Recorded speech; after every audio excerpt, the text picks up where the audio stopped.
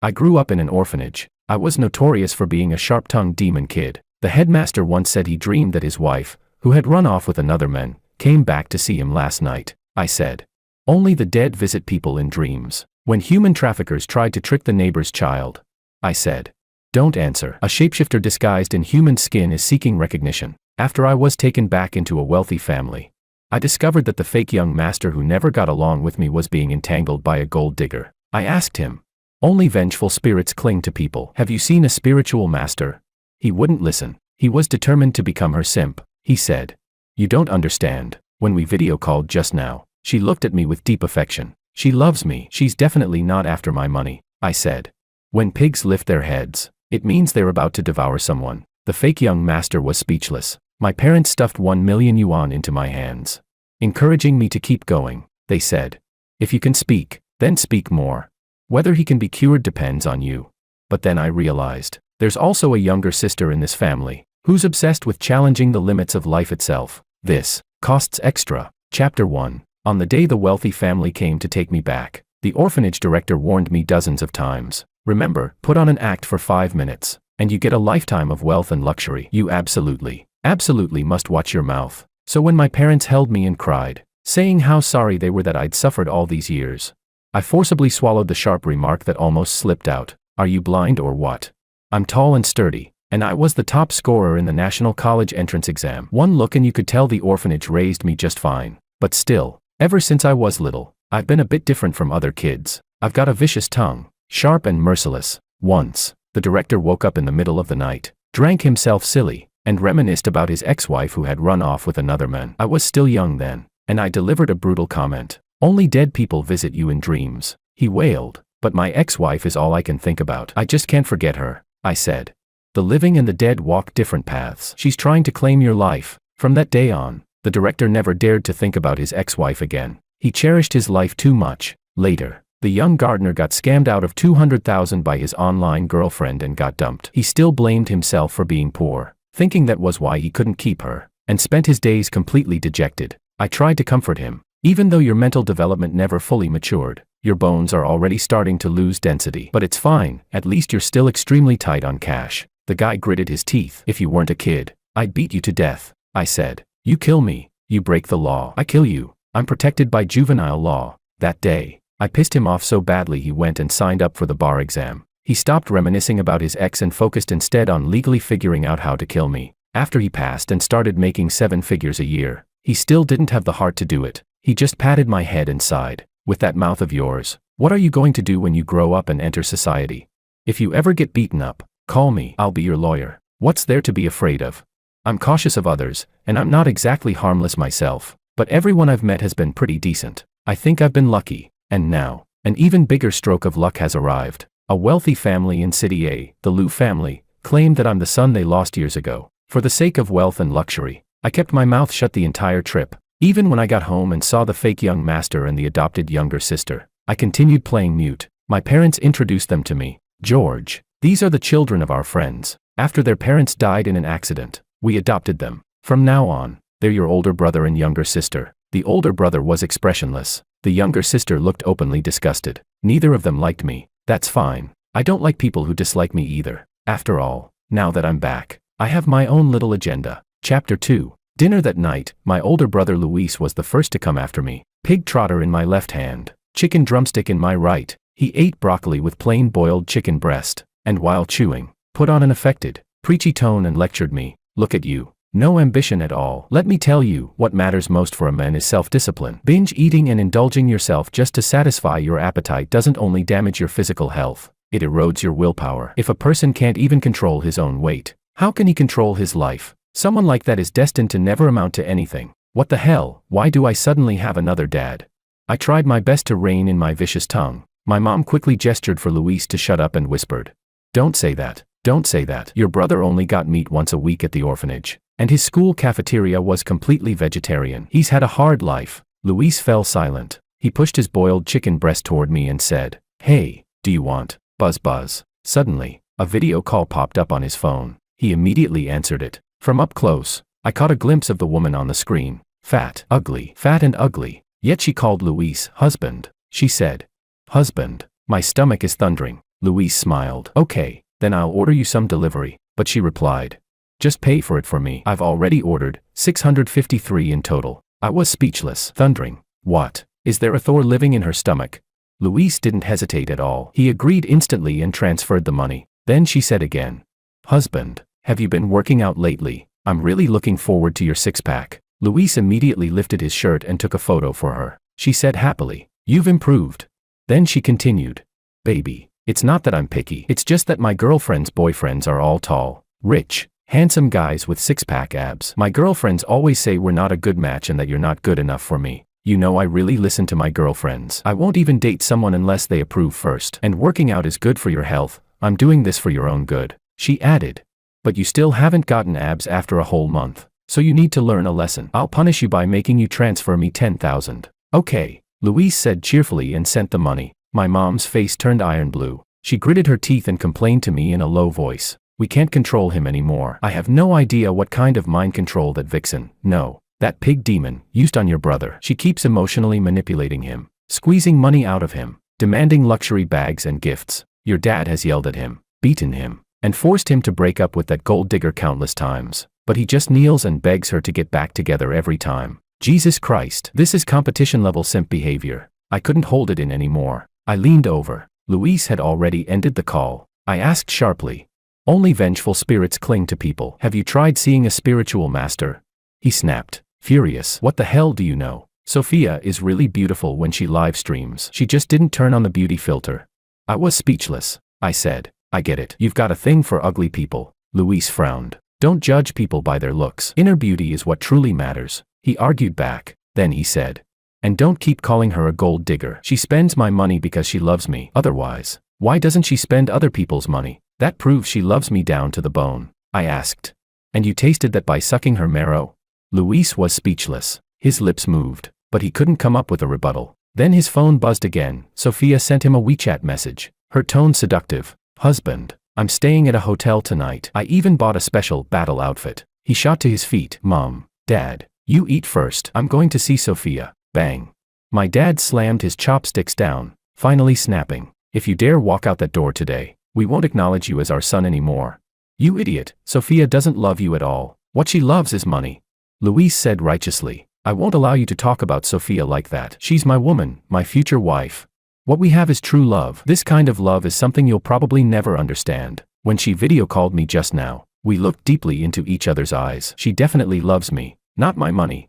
I couldn't control my mouth again. I said, what deep eye contact. When a pig lifts its head, it's about to eat someone. Louise instantly went quiet, his eyes filled with confusion. What do you mean? He asked. I directly pulled up news videos about pigs attacking people. The way the pig lifted its head and stared looked exactly like Sophia just now. I leaned in close to Louise's ear and whispered like a devil. Bro, she's craving meat. Shut the hell up. The roar echoed through the entire villa. Louise was so frightened by me that he scrambled back to his room, tumbling and crawling. Then bang, locked the door. He definitely wasn't coming out tonight, because I was going to loop those videos outside his door. Heh. Our parents stood there, stunned. My mom said, I honestly can't tell if he's just sharp-tongued, or some kind of demon child. My dad said, George, here, 1 million, a reward for how well you performed tonight. Whether he can be cured or not depends on you. A bank card was stuffed into my hand. My eyes lit up. I said, leave it to me. You can relax. Grinning happily, I headed upstairs, but under the crystal chandelier in the hallway, I saw what looked like a human-shaped ornament. Curves in all the right places. Long legs. Shockingly realistic. I walked closer and finally saw clearly. It was my sister, Willow. Chapter 3. I tilted my head up. Willow was standing on a stool, a rope already tied. Her delicate little face so beautiful it didn't seem real. I asked, hey, little sis, what are you doing? She spoke faintly. I want to have a romance with Senior Rope. Let him keep me hanging forever. I said flatly. Are you sure this isn't just hanging yourself? Willow corrected me. This is called letting life sway with the wind. Oh, kind of artsy. This one. She stared at her phone gloomily. She said, Makoto isn't going to reply to my messages anyway. What's the point of me being alive? I glanced at the chat window. A whole screen full of green messages. All of them were long, emotional essays she'd sent. So I couldn't stop my sharp tongue and said, does waiting for his reply come with cashback or something? She replied, you don't get it. This is what we call a toxic romance. I really didn't get it, I said. If you like suffering love so much, why not date an old man? You'd get to experience life and death separation and enjoy emotions no one else in the world could ever understand. Willow choked. Her phone buzzed. Makoto finally replied. Don't send messages like this next time. My girlfriend is here. She'll be unhappy. She immediately typed back. Then when will your girlfriend not be around? I'll message you secretly. My eyes went wide. Jesus Christ, does the Liu family mass produce simps or something? Is the feng shui here that cursed? Makoto stopped replying. Willow went back to fiddling with the noose. I hurriedly tried to talk her down. Willow, stop thinking you're the center of the universe. Even if you hang here until you can't breathe, Makoto will still be over there having deep emotional exchanges with his girlfriend. Willow started trembling. She cracked, broke down completely. She cried like a boiling kettle. Woo woo woo. I panicked. Hey, don't make it look like I bullied you. Hearing the crying, our parents rushed over. My heart jumped. I can explain. But the next second, my mom said joyfully, "That's wonderful." Willow finally cried. I was full of question marks. Our parents explained. Your sister's been toyed with by a scumbag named Makoto, dating someone else while keeping her on the hook. Every time she tries to give up, Makoto gives her a bit of hope. Back and forth, over and over. She got depressed and kept talking about dying. The doctor said she's emotionally repressed and needs to release it. Your dad and I scolded her so many times, but we couldn't get her to cry. You did it in one shot. I fell into deep thought. Treating two of them now, that definitely costs extra. My dad seemed to read my mind. He took out his phone and tapped a few times. George, keep it up. Cure your sister too. 500,000 transferred. Chapter 4. I got into University A, the same school as Willow and Luis. Willow took a leave of absence to recover.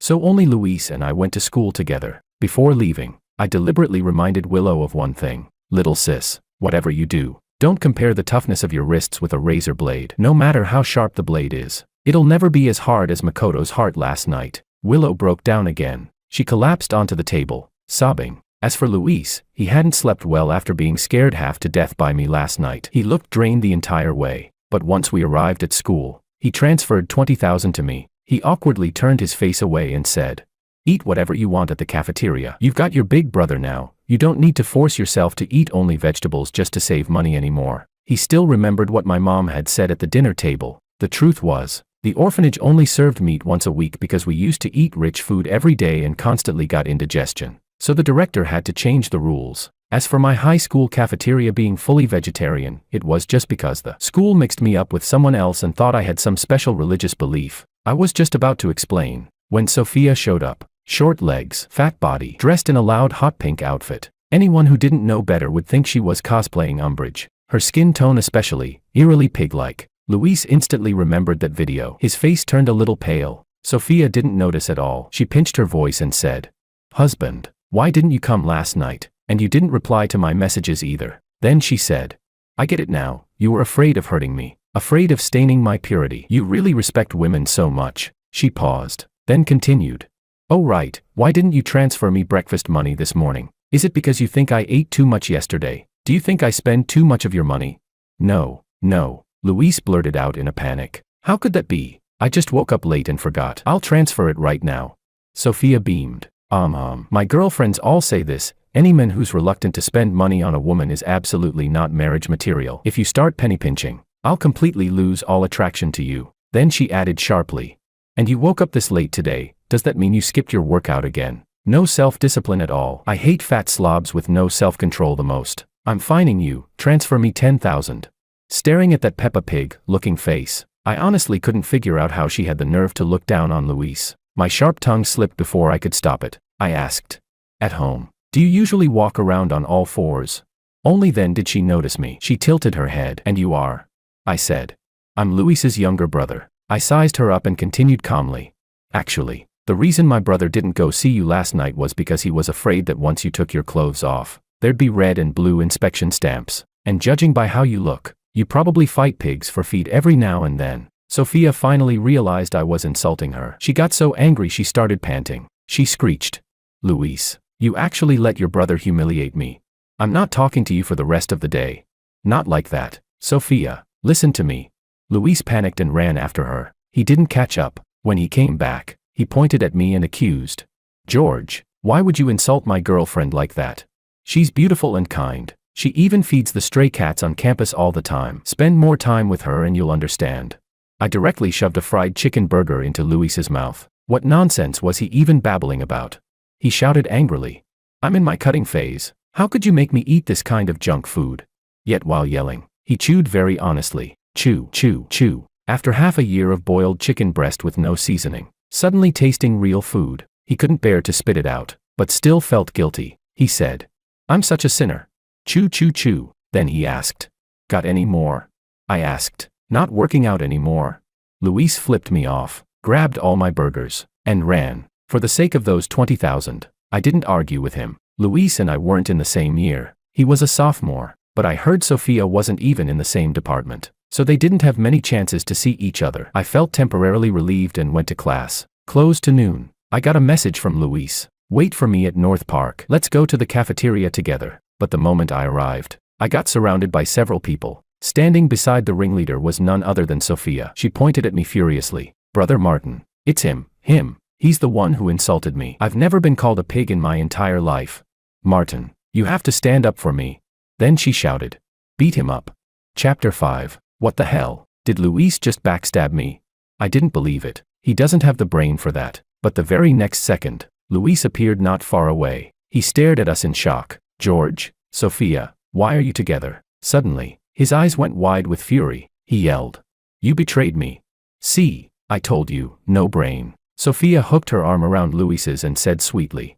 Husband, there's only you in my heart. I don't even look at other men. I heard he's the real heir. He came back to steal your identity and your inheritance. Don't you hate him too? When you chat with me, you complain about him all the time. There are no cameras here. You can beat him up however you like to vent. As for afterward, I'll accuse him of forcing himself on me. He won't be able to prove his innocence. He'll be ruined. Go to prison. And then the Liu family will be yours alone. Luis frowned. He looked tempted. But the next second, he raised his hand. Smack. A loud slap landed squarely on Sophia's chubby face. He shouted angrily. I don't get along with him, but that doesn't mean I want to ruin his entire life. How can you even think of doing something this vile? He turned his head and jerked his chin at me, signaling me to run. He'd hold them off. Stupid, sure, but not rotten. Sophia clutched her face and shrieked. You actually hit me, scumbag. My girlfriend said you have violent tendencies and I didn't believe them. I must have been blind to ever fall for you. Men really can't be trusted. Then she screamed. Brother Martin, hurry up and teach him a lesson. I was speechless. The guy in front raised his hand, signaling his buddies to move. Luis immediately stepped in front of them and shouted. None of you move. Damn it. George, run. But one fist can't stop four hands. He couldn't hold them off at all. Instead, he got thrown to the ground. I rolled my wrist. 3 moves. 5 seconds. All the punks were down. Luis stared at me, eyes wide in disbelief. Sophia was stunned too. Her voice trembled. You, how could you? As I walked closer, she shouted. A real man doesn't hit women. Smack. One slap sent her stumbling sideways. I replied calmly. My slaps don't discriminate, man, woman, young, old. Bang. One kick sent Sophia howling. Luis finally snapped out of it. George, why you? Go a bit easier. You don't have to hit that hard, I asked. Feeling sorry for her, I backhanded Sophia with another loud slap. Luis's heart clenched. He cried out. My baby. Boom. I grabbed Sophia and threw her into a clean back slam. I waited expectantly for Luis to say something. He didn't. There was no tenderness in his eyes anymore. Only fear. He said. After you're done beating her, you won't hit me too, right? Chapter 6. I'd gone a bit too hard, so I didn't hand Sophia or those punks over to the campus counselors. I just left them in the park to fend for themselves. After we walked out, Luis scratched his head, clearly wanting to say something but holding back. It wasn't until we were about to enter the cafeteria that he finally worked up the courage to ask me. George, can I tell Mom and Dad about what happened today? If I admit my mistakes myself, maybe they won't be as angry. He gave an awkward smile. I'm sorry, I didn't keep my phone safe and let Sophia message you. And it's also because of me that she targeted you. For once, I didn't go for a sharp comeback, I said. What happened today stays between you and me. There's no need to tell Mom and Dad. Luis froze for a moment, then quietly said, thank you. Still, he couldn't suppress his curiosity. After hesitating, he asked, how are you so good at fighting? Is it because you were bullied a lot when you were younger? Thinking of my past, a trace of bitterness crept into Luis's eyes, so I explained. When I was little, at the orphanage, I once noticed a human trafficker trying to lure a neighbor's child away. The men said, do I look more like your mom's younger brother, Or your brother-in-law? I pulled the kid over and said, don't answer. A shape-shifting monster wearing human skin is asking you for your identity. The trafficker got so angry he tried to hit me. I immediately turned around and yelled at the top of my lungs. Hey, uncle in the black leather jacket, your phone was stolen. The thief is right here. The trafficker, completely dumbfounded, got beaten senseless by passers-by and sent straight to the police station. When the director found out, he broke out in cold sweat and made every kid in the orphanage start learning boxing. After hearing all this, Luis fell silent. He didn't know whether to call me sharp-tongued, or just insanely lucky. That night, we went home together. Mom and Dad were still at the company and hadn't come back yet. Only Willow was in the living room. She was holding a teacup, elegant and aloof. Luis was both surprised and delighted. He said, has little sis recovered that quickly? She even has the leisure to drink afternoon tea now. Willow spoke in a ghostly tone. I'm drinking a beverage that ensures crops can grow properly. I was full of question marks. Wait. My good Lord above. That's called drinking pesticide.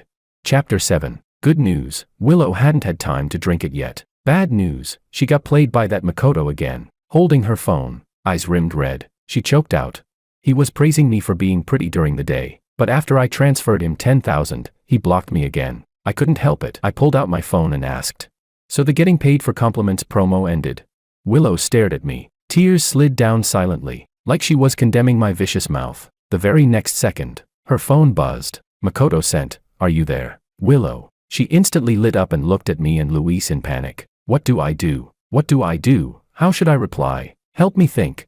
While Luis was still pondering, my sharp tongue had already escaped. I said, Master, please feel free to command your little simp. She actually sent it, with a completely sincere expression. Then she asked. And then? I was speechless. I laughed in anger. Luis was also speechless. The bottom-ranked finally questioned the second-to-last ranked. Willow, can't you tell good advice from bad sarcasm? What exactly is so great about that Makoto that makes you degrade yourself like this? You don't understand. He's really different from everyone else, Willow said dreamily. Lost in memory, Makoto can see my soul. Everyone flatters me because I'm the Liu family's precious daughter. Only he understands that I'm a sensitive, somewhat fragile girl, longing deep down to be loved and taken care of. The more I listened, the more familiar it sounded. I subconsciously continued. Did he also say that you were hurt in past relationships? So you pretend to be cold and push away people who like you, that you lack a sense of security, so you keep testing whether the other person truly loves you, but in the end, you push everyone away with your own hands, leaving only yourself. Willow froze. How did you know? She asked. Did you see my soul too? I replied flatly. No, I saw a trending video on TikTok. I pulled up those generic fortune-telling scripts I'd scrolled past before. Turns out her soulmate was mass-produced fantasy. Willow's world collapsed. Shaking her head, she said, this has to be fake. You two must have staged all this to trick me. I smiled. Relax, sis. You're not worth that many netizens wasting their time. Willow burst into loud sobs. I was just about to comfort her. Luis quickly covered my mouth. Enough. You're not allowed to speak anymore. I don't want to lose my sister. With that, he went to console Willow. He said, little sis, I'm suffering for love too. I know how painful this feels right now. This is a trial sent by heaven. Actually, he does have you in his heart. Otherwise, why doesn't he spend other people's money, only yours? What the hell? No. Luis is leading Willow straight into a ditch. Seeing 1.5 million waving goodbye to me in my mind, I panicked. I blurted out. Sophia cheated. With Makoto. Luis and Willow turned around at the same time and stared straight at me. Chapter 8. I really wasn't lying about this. I heard it at school today. Some classmates caught Sophia and Makoto going to a hotel together last night. They took photos and posted them in the freshman group chat, and it instantly blew up. Coincidentally, one of Sophia's ex-boyfriends was in that group. He dropped a bombshell, saying she was juggling multiple relationships and only dated rich heirs. As for Makoto, in order to win Sophia over, he lied and claimed he was a spoiled rich kid. In reality, every cent he spent showing off was indirectly squeezed out of Willow, and Sophia, afraid that Makoto would discover she was a gold digger, deliberately gave him expensive gifts to make it look like she herself was a wealthy heiress. That's right, the money Sophia used to buy those gifts. Also paid by Makoto. A perfect, closed-loop four-way love mess. Afraid the two poor souls wouldn't believe it. I even pulled up the chat logs, photos, details, everything. I didn't expect Sophia to cheat, and Luis completely emotionally broke down. He hugged Willow and cried, "Sis, why are our lives so damn miserable? Bro, they're so heartless. They even betrayed loyal simps like us.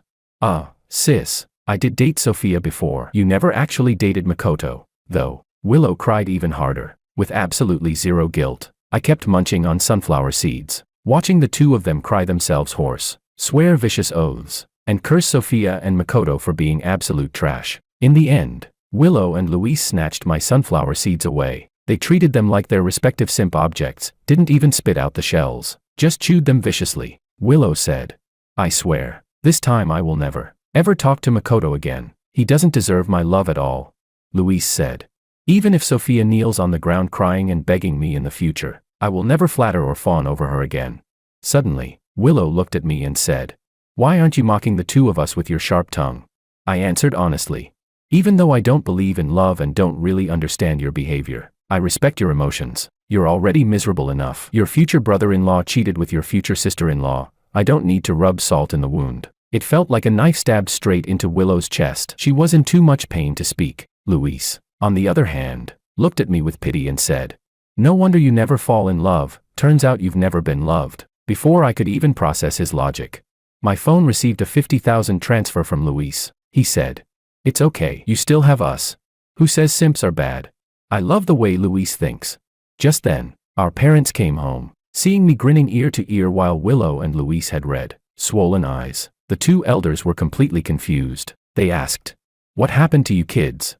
As the eldest, Luis explained everything to them. When they learned that the two of them were finally giving up being simps, our parents laughed so hard they couldn't close their mouths. That very night, they transferred another 100,000 to me. "George, well done. Hee hee, another profit secured. Before long, my little plans will come true too." Chapter 9. Willow endured the pain and deleted all of Makoto's contact information. Luis also sent Sophia a breakup message and immediately blocked her. The corners of their mouths drooped. They were about to cry again. I raised an eyebrow sharply and said mockingly, "What? Did pink eye become contagious?" They went quiet. Because of the breakup, Luis took a week off. To help him recover completely, our parents also got me time off. Every day, whenever he started missing Sophia, my job was to stab him with a few sharp words. Luis said in a despondent tone, "George, last night I dreamed that Sophia knelt on the ground begging me not to leave." I replied, "When supernatural beings block your path, there's always a reason. Turn around." He didn't want to talk anymore. As for Willow, the way to wake her up was much harsher than Luis's. Every time Willow tried to challenge the limits of life, for example, she'd say, "I want to sleep with the earth forever. If you want sleeping pills, just say you want sleeping pills. Don't get all artsy." I slapped Willow across the face. Her gloomy eyes instantly became clear. Maybe seeing Willow's face swelling more by the day scared Luis. Without me needing to say anything, he started eating properly again. Our parents were so moved they cried. "That's wonderful." Luis finally stopped eating boiled chicken breast. "No," Luis said. "I don't want to be powerless the next time something dangerous happens. I need to be able to protect my little brother." I froze. He still told our parents about the time I was surrounded and beaten up. Considering his long history of being a simp, our parents cut off his allowance for a month. Then they turned around, contacted the school, and expelled Sophia. After that, they gave all of Luis's deducted allowance to me. For the first time, I developed a favorable impression of Sophia. I wouldn't mind if she got me beaten up a few more times. Turns out, you really shouldn't talk about pigs behind their backs. The first day Luis and I went back to school, we ran into Sophia. She couldn't get into campus anymore, and didn't dare go to the Liu family either, so she could only linger at the school gate. Her face was bruised and swollen, her injuries not even healed yet, but she was already desperate to hold on to Luis, her walking ATM. She said, "Honey, don't listen to your brother or those people at school. They're just jealous of how good our relationship is, so they made up rumors to deceive you. I don't even know anyone named Makoto." Sophia reddened her eyes, squeezed out a few tears, and said pitifully, "Luis, I can't live without you. Ever since you broke up with me, I can't eat, I can't sleep. My heart has shattered countless times. I won't even blame you for hitting me. You were just impulsive. Can we get back together?" "Okay. I'm willing to change myself for you too. As long as you still love me, I'll lose weight. I'll become the type you like." Even after cheating and getting dumped, Sophia was still emotionally manipulating Luis. Luis hesitated, clearly wavering, but when he caught sight of me, he didn't dare agree. He followed me quickly into campus. Not long after, he couldn't hold it in and whispered to me, "George, actually, her attitude about admitting fault is pretty sincere." I smiled and said, "I can listen to all your overflowing feelings for that pig demon, but..." I slowly pulled out a bundle of rope. I continued, "After you finish talking, You should know how I'm going to strangle you. Luis immediately lowered his head. Heh, this gravel road really does look like a gravel road. With my warning in place, Luis didn't dare think about it, let alone mention it again. So much so that Sophia, who waited an entire day for Luis to come running back agreeing to reconcile, finally realized that I was the one blocking her. The moment she saw me, she flew into a rage, but she was afraid I'd hit her, so she didn't even dare say anything harsh.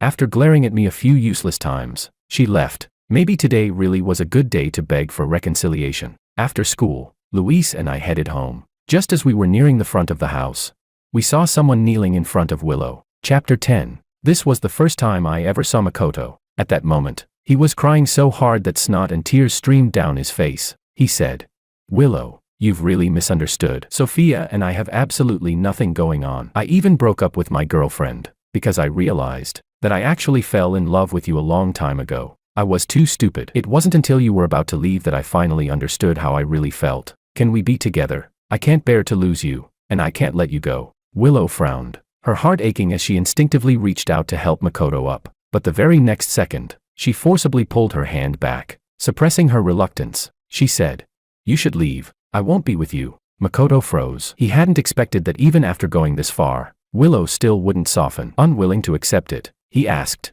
"Why did you stop liking me that quickly? You liked me for a full 2 years." Willow only touched her own face, wearing an expression that clearly said don't ask anymore. I lowered the hand that had been ready to slap someone and dialed the number for the residential security. I said, "There's someone harassing us. Please handle it." Hearing my voice, Makoto turned around. He recognized Luis but didn't know me. Hostility instantly flared in his eyes. He shouted angrily, "Who are you? What right do you have to meddle in this? I get it now, you're Willow's suitor, right? She's only refusing me because of you." I was helpless. I said, "Please don't give me the illusion that what's growing on your neck isn't a brain but a tumor. I'm her brother." Makoto was stunned. He was just about to ask Willow to confirm it, but the security guards had already arrived and took him away. Willow walked over irritably and complained, "This isn't fair. Every time I go full love-struck idiot, you slap me in the face. When my brother softens, you only strangle his neck." I replied calmly. Last time I told my brother that if he kept wallowing in long-term pain, I'd give him some short-term pain, make him a eunuch and put an end to all his troubles. Willow stopped fighting it. When she looked at Luis, there was a bit more pity in her eyes. With the trashman and trash woman finally out of the picture, Willow and Luis both got better and better. Luis's eating habits gradually returned to normal. He even started taking me out at night for skewers and drinks. He rarely mentioned Sophia anymore. More often, he sighed about all the suffering I'd gone through before. He said, "A young master of the Liu family, how can you not have proper transportation when you're out and about? Tell me, do you like a Maybach or a Lamborghini? Forget it. I'll just buy you both." He went on a shopping spree without blinking. Cars, watches, computers, phones. What's there to be embarrassed about? If you don't enjoy driving luxury cars while you're young, are you planning to wait until you're dead and race a hearse? Luis had even learned my brand of sharp-tongued sarcasm. He forcefully shoved the car keys into my hand. Then he added, "Eat more meat. That's how you stay healthy." He fed me like crazy, and didn't forget to feed himself either. I got sharp again and said, "So no more working out, no more discipline, no more boiled chicken breast." Luis waved his hand. "Discipline is nice, but it's a means, not the goal. It's like someone working hard to enjoy life, but in the process, they chase mental clarity so obsessively that they slide into asceticism. That's completely backward. Discipline should come from rational freedom, not self-oppression. Boiled chicken breast might be healthy, but I don't enjoy eating it. I like food with strong flavors. Money can't buy everything, but it can buy happiness." I smiled and handed Luis a chicken drumstick. At this point, it was basically confirmed. My brother was never going to be a simp again. Now, the only one left was Willow. Chapter 11. Willow went back to school. Although depression doesn't simply heal, and there's always a chance of relapse, she had already learned how to face life actively. She no longer called it depression. She said her soul was just temporarily trekking through a fog, but somehow, a wire in her brain misfired. She insisted on teaming up with my brother to tutor me. She said, "You can't slack off. There's such a huge family business waiting for you to manage. If you don't work hard, what if someone steals it from you?" Without thinking, I replied, "Isn't that what you guys are for? Can't I just be a spoiled rich kid and coast through life?"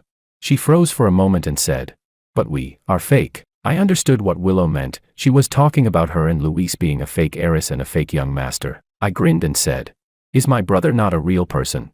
Is my sister not a real person?" We're all real human beings. What's fake about that? Willow looked at me, her eyes slowly filling with tears. She suddenly turned away and sniffed hard. Louise said helplessly, "Fine. Then don't study. Worst case, your brother will just work harder." From that day on, Louise stopped pestering me about studying. Instead, every few days, he'd just transfer me money. 10,000, 20,000, 100,000. He practically handed over all of his allowance to me. "Love you, little bro. See you tomorrow." Not long after, a huge piece of gossip exploded at school. Sophia and Makoto were both arrested. It all started on the day they were dumped by Louise and Willow. Sophia couldn't find any simps anymore. Makoto lost his once-in-a-lifetime chance to marry into wealth, so the two of them got together. At first, they spent their days eating, drinking, and having fun, sweet and carefree, until the money ran out and the truth came out. Sophia discovered Makoto wasn't a rich heir at all and, furious, exposed him online. Makoto found out Sophia wasn't a wealthy heiress either, and in a moment of rage, he beat her badly. Sophia wasn't about to take the loss quietly. With one knife, she helped him resolve a long-standing problem. In the end, both were reported by Good Samaritans and put on rose gold bracelets. When we heard the news, our whole family was having dinner. Louise said gleefully, "Dogs biting dogs, serves them right." Back when Willow and I broke up with them, we should have demanded all the money back. That way, they would have been exposed and started fighting sooner. Willow added, "I've already contacted a lawyer. Even if they're locked up, they won't get away with it. They have to pay everything back." Louise said guiltily, "Sorry, Mom and Dad. I made you worry for so long. I really don't know what came over me back then. I was pathetic, obsessed with that pig Sophia. Like I'd die if I left her." Willow apologized too. "I knew Makoto was playing me, but I still couldn't stop thinking about him." Our parents smiled and said, "All right, it's all in the past. Now that you're awake, that's what matters." As usual, I couldn't resist being sharp-tongued. Everyone gets the karma they deserve. Sure, you lost money and got turned into a joke, but hey, at least you gained some premium black history. Louise and Willow took a deep breath and whispered angrily to each other, "Tomorrow I'm gluing his upper and lower lips together so he can't talk." Forget it. The two of us can't beat him. The siblings behaved themselves again, because I successfully cured Louise and Willow. Our parents were in a great mood and gave me another few $100,000. I took all the money I'd earned during this time and went back to the orphanage. Beaming, I showed it to the director and said, "Director, you don't have to worry about not being able to support the kids anymore." Chapter 12. The day the wealthy family came looking for me, I had already made up my mind. I'd go back with them, find a way to make some money, invest it into the orphanage, and help the director keep things running. Because the director was sharp-tongued and brutally sarcastic, very few children from the orphanage got adopted each year. Yes, my own biting sarcasm was learned straight from him. Ever since I was little, I knew that among the adults who came to adopt children, there were bad people too. They'd nitpick a child's looks, body type, personality, and intelligence, as if children were some kind of status symbol they could show off. Only kids who were well-behaved, obedient, and academically excellent were worthy of having parents. So some children left happily for their new homes, only to come back later with severe depression, or beaten into mental illness. After learning what those adopted children had gone through, in human suffering, the director changed. He stopped being polite to prospective adopters. The sharper his tongue could be, the sharper it became. Only those who could endure his trial would be allowed to adopt. From then on, no child ever came back with problems again. But the adoption rate dropped sharply. While the number of children kept increasing, the director was barely holding on. Now, with funding secured, the orphanage could finally operate normally again. He said excitedly, "You little bastard, Uncle didn't love you for nothing." Suddenly, the orphanage security guard rushed in. "Director, we caught 4 suspicious people sneaking around. They look like human traffickers. But, they say they know George." I was completely confused. Don't tell me the traffickers from back then came back for revenge. Turns out, I was overthinking it. It was my parents, plus Willow and Louise. My parents said, "You went through so much suffering at the orphanage. We were worried that if you came back alone, something might happen, so we secretly followed you to take a look." The director was stunned. Him? Suffering? He had it the best out of everyone here. If he didn't get meat in a meal, he'd threaten to tear my roof apart. He stole other kids' toys and then turned around and accused them of bullying him. He even kept swapping my white hair dye with yellow dye. Now all the neighbors call me Director Blondie. He's a demon child.